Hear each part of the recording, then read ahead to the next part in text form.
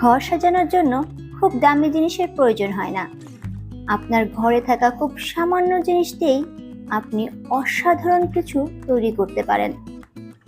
আজকের ভিডিওতে আমি আপনাদেরকে ঠিক এমন একটি অসাধারণ আইটেম তৈরি করে দেখাবো, যেটা তৈরি করতে একেবারেই সাধারণ কিছু ইনগ্রেডিয়েন্টস দরকার। তো চলুন কথা না বাড়িয়ে তা শুরু করি। আমি বাসায় থাকা টিস্যু পেপারকে কুচি কুচি করে পানির ভিতরে ভিজিয়ে রেখেছিলাম এবং আধা ঘন্টা ভিজিয়ে রাখার পরে এটাকে জাস্ট পানি নিংড়িয়ে উঠিয়ে নিতে হবে। দুই হাতের সাহায্যে টিস্যুগুলোকে ভালো করে ছাড়িয়ে নিতে হবে। আপনি এই কাজটা যত সুন্দর করে করতে পারবেন, আপনার এর পরের কাজগুলো ঠিক ততটাই সহজ হবে। এবার অন্য একটি পাত্রে কিছুটা টিস্যু নিয়ে তার ভিতরে অ্যাড করে দিব অ্যাক্রিলিক কালার। আমি ফার্স্টে রেড কালার অ্যাড করছি, এরপরে অ্যাড করব কিছুটা গ্লু। এখানে আমি ফেভিকলের গ্লু ইউজ করেছি, আপনারা ফার্স্ট বা সাদা যে কোনো আঠা ব্যবহার করতে পারেন। এবার এটাকে খুব ভালো করে মিশিয়ে নিতে হবে।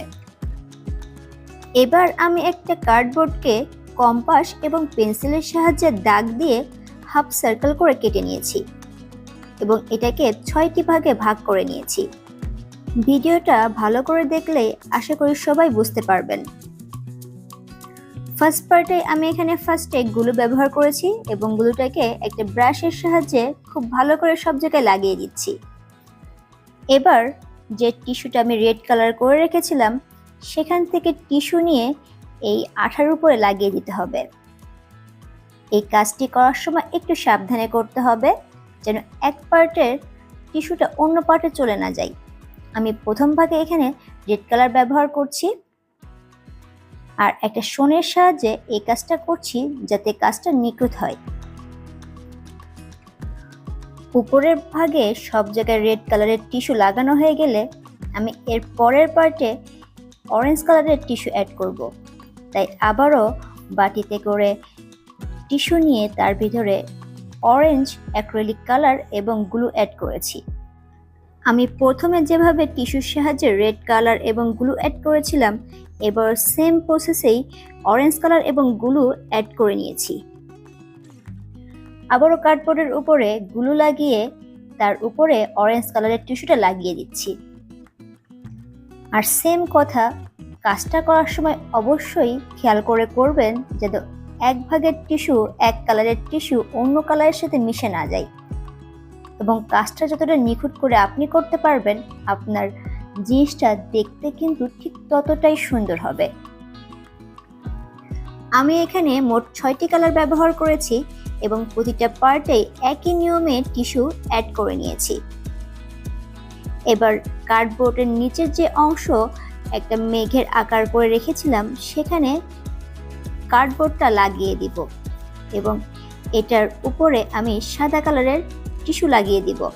তাহলে এই রেইনবোটা দেখতে অনেকটা রিয়েলিস্টিক মনে হবে।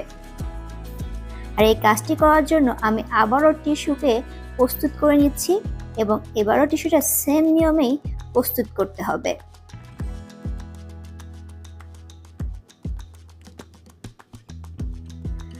আমি এখানে টিস্যুর সাথে ফার্স্ট আঠা এবং অ্যাক্রিলিক কালার ব্যবহার করেছি এবং এগুলোকে দিয়ে টিস্যুর সাথে খুব ভালো করে মিক্স করে নিচ্ছি। আঠাটা টিস্যুর সাথে যদি ভালো করে মিশবে, আপনার টিস্যুটা কিন্তু তত সুন্দর কার্ডবোর্ডের উপরে সেট হবে।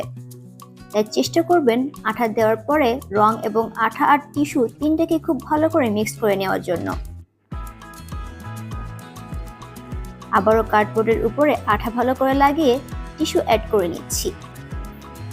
এবার এই সবগুলো টিস্যু লাগানোর পরে এটাকে রেখে খুব ভালো করে শুকিয়ে নিতে হবে। পরের পার্টটা টিস্যুগুলো শুকিয়ে যাওয়ার পরেই করতে হবে। এই কার্ডবোর্ডটাকে একদিন রেখে দিয়েছিলাম এবং আমার টিস্যুগুলো খুব ভালো করে একদিন পরে শুকিয়ে গিয়েছে।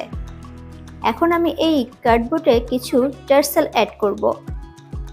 আর এই টার্সেলটা বানানোর জন্য আমি বাজার থেকে কিছু সুতা কিনে এনেছিলাম। আমরা মূলত জামায় যে সুই সুতার কাজ করি, সেই কাজের যে সুতা ব্যবহার করি, সেই সুতা এখানে ব্যবহার করছি।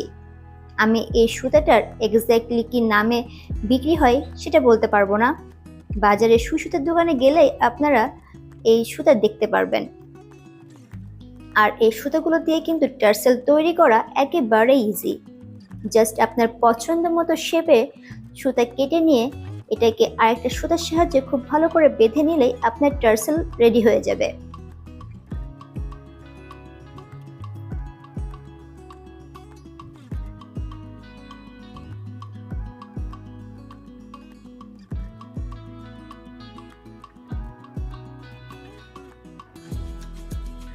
আশা করি ভিডিওতে দেখে আপনারা খুব ভালো করে বুঝতে পারছেন আমি কিভাবে টার্সেলটা তৈরি করেছি।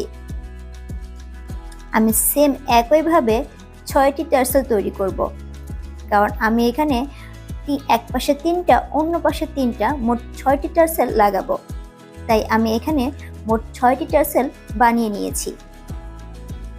আমি এবার টার্সেলগুলোকে যেখানে লাগাবো সেখানে রেখে দেখে নিচ্ছি কিভাবে লাগালে এটা দেখতে সুন্দর লাগবে। আর দুই পাশের মাপটা যাতে সমান হয় তাই আগের থেকে রেখেই আপনারা দেখে নেবেন, তাহলে লাগানোর সময় আপনাদের আর ছোট বড় হয়ে যাবে না। এবার একটা গ্লুগানের সাহায্যে খুব ভালো করে এটাকে লাগিয়ে নিচ্ছি। আঠা দেওয়ার পরে উপরে একটা কাগজ লাগিয়ে দিলে সেটা খুব ভালো করে সেট হয়ে থাকে আর খুলে যাওয়ার সম্ভাবনা থাকে না। আপনারা যদি এই শোপিসটা ওয়ালে ঝুলিয়ে রাখতে চান তার জন্য উপরে একটা দড়ি লাগিয়ে রাখবো, যাতে লোহার সাহায্যে এটাকে ঝুলিয়ে রাখা যায়। বাট আমি এখানে ডাবল সাইডেড টেপ ব্যবহার করেছি যাতে এটা দেওয়ালে খুব ভালো করে সেট হয়ে থাকে। আপনারা চাইলে দেওয়ালে লোহার সাহায্যে ঝুলিয়েও রাখতে পারবেন, আবার টেপের সাহায্যে দেওয়ালে আটকেও রাখতে পারবেন। তো কেমন হলো আমাকে অবশ্যই কমেন্ট করে জানাবেন। আর দেখা হবে নেক্সট কোনো ভিডিওতে।